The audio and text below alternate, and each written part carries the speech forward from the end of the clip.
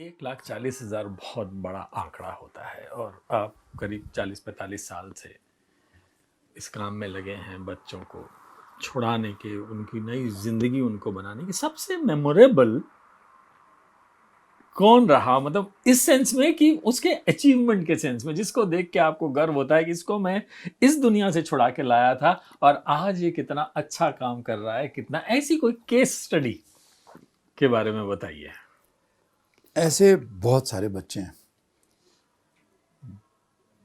दुर्भाग्य से जिस बच्चे पर मुझे सबसे ज़्यादा गर्व हुआ वो अब नहीं रहा, लेकिन सुनाता हूँ मैं उसको। कालू उसका नाम था, बिहार का बच्चा था जिसको ट्रैफिक करके इलाहाबाद के एक गांव में बंधुआ बना के रखा गया था कालीन उद्योग में। तो हम उसको बहुत साल पहले छुड़ाए थे।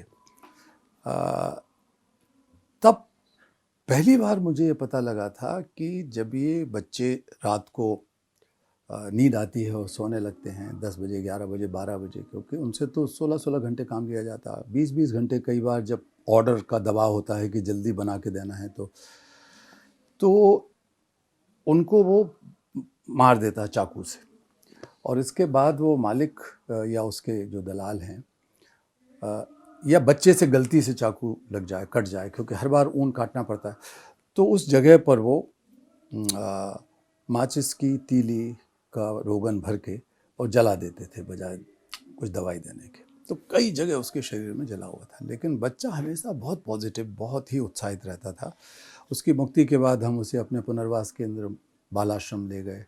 वहाँ पर 40-50-100 बच्चे हमेशा रहते हैं। वो बहुत ही करुणामय बालक था, बुद्धिमान भी बहुत था। पहली क्लास में उसे दाखिल कराया तो शिक्षक ने कहा कि इसको दूसरी में करा देते हैं। 6-8 महीने के बाद हेडमास्टर हमारे पास आए कि इसको तीसरी क्लास में करा देते हैं। तो कालू महाराज हमारे चौथी क्लास में परीक्षा दी और पास हो गए पहली बार। और हर कोई उसको बहुत प्यार करता था, क्योंकि किसी को बुखार हो जाए, कुछ हो जाए, हर एक की मदद करता था वो। तो एक कार्यक्रम हुआ अमेरिका में। रॉबर्ट एफ कैनेडी की बेटी कैरी कैनेडी ने दुनिया के 50 हीरोज़ कहते हैं उन्हें, या परिवर्तनकारी, उनके ऊपर एक किताब लिखी। दलाई लामा थे उसमें, नेल्सन मंडेला, उनकी पत्नी, और इस तरह के बहुत लोग थे, दुश्मन टूटू। इत्तेफाक से मैं तो कुछ नहीं था, लेकिन मुझे भी उन्होंने चुना उन दिनों, आज से कई साल पहले, जब क्लिंटन राष्ट्रपति थे। तो उस किताब में के जो चरित्र नायक थे उनको बुलाया गया वहाँ पर। तो बहुत सारे लोग पहुँचे, मैं भी गया। तो मैंने उनको लिखा कि मैं इसके लिए अकेले, मुझे श्रेय नहीं है, मेरे साथ कोई एक बच्चा आ जाए तो अच्छा है, क्योंकि उसकी वजह से मैं हूँ। बहुत खुश हुए वो लोग, आयोजक लोग। उन्होंने, कैरी कैनेडी ने कहा कि ले आओ आप बच्चे को। तो कालू को हम लेके गए। तो कालू बहुत सज धज के तैयार बैठा था। क्लिंटन साहब आए पुस्तक का विमोचन करने, तो राष्ट्रपति की नज़र पड़ी सबसे छोटे बच्चे पर, पहले उसी के पास गए, हाथ में लाया। मैं अनुवाद कर रहा था तो कुछ पूछताछ हुई। कालू ने अपने दिमाग से मौका देख के उनसे पूछा कि राष्ट्रपति जी, आप तो दुनिया के सबसे ताकतवर आदमी हैं, और मेरे जैसे तो 25 करोड़ बच्चे बाल मजदूरी, बंधुआ मजदूरी कर रहे हैं। आप क्या कर रहे हैं उनके लिए, क्या कर सकते हो? अब राष्ट्रपति सोच रहे थे कि शायद वो उनको रटा रटा के लाया गया हो। तो बोले कि हाँ, हम कर रहे हैं, हम लोग कर रहे हैं। उन्होंने कहा नहीं, कर तो रहे होगे आप, लेकिन वो भी बिहार का बच्चा था, चतुर था, स्मार्ट था और बुद्धिमान था। तो उसने कहा कि कर देते हैं। बोले नहीं, आपकी सरकार कुछ आप बताइए कुछ, और जो कर रहे हैं उसको बढ़ा दीजिए। तो उन्होंने किसी को बुलाया, अपने एक एड को, लेकिन बीच में ही उन्होंने कहा कि अब जल्दी ही मेरा कार्यकाल समाप्त हो जाएगा, लेकिन इसके बाद जो भी आएगा, हमारी नीति है अमेरिका की इस मामले में मदद करती रहेगी। तो फिर बोला वो कि देखिए राष्ट्रपति जी, किसी बच्चे के जीवन में शिक्षा और आज़ादी लाने के लिए अमेरिका का राष्ट्रपति होना जरूरी नहीं है। आप नहीं रहोगे तब भी कर सकते हो, और यहाँ के और लोग भी कर सकते हैं। तो उन्होंने उसे गले लगाया, प्यार किया। CNN वगैरह में दिखाई गई वो खबर बाद में। तो जब हम लौट रहे थे तब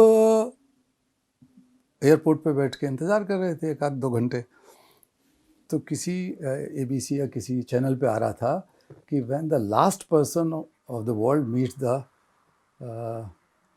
the most mighty person, something like that, what happens. तो उसके बारे में थोड़ा सा वो दिखाया। फिर पता लगा कि एक ही दिन में उन्होंने दुनिया के गरीब देशों को जो राशि दी जाती है बच्चों की खातिर, उसको 6 गुना बढ़ा दिया। 6 गुना कि ये बच्चों की आज़ादी और पढ़ाई के लिए उन्होंने ILO या यूनेस्को को फिर वो पैसा दिया होगा, तो गया दुनिया के गरीब देशों में। तो इस तरह के बच्चों पे इतना गर्व हुआ कि कुछ बच्चे ऐसे हैं जिनकी वजह से बहुत बड़े बदलाव आए, कानून बदले, भारत के भी, भारत के बाहर के भी, क्योंकि मैं तो भारत के अलावा भी करीब 150 देशों में काम करता रहा हूँ। यहाँ एक बच्चा ऐसा था कि जिसको हम लोगों ने घरेलू बाल मजदूरी से दिल्ली में ही छुटवाया था, और वो बच्चा 6-7 साल का था। उसके मालिक ने भी उसे जला दिया था, क्योंकि वो मालिक कह रहा था कि वो बच्चे का नाम नहीं लूँगा मैं, लेकिन मुस्लिम बच्चा था, और उसका मालिक भी यहाँ एक IAS ऑफिसर था, मुस्लिम ही था वो। तो बच्चे को भूख लगी थी, दिन भर से बीमार था, तो घर का कामकाज नहीं कर पाया, तो कुछ दूध थोड़ा सा बचा हुआ था उस मालिक के बच्चे का, तो उसने 2-4 घूंट पी लिया, 2-4 चम्मच।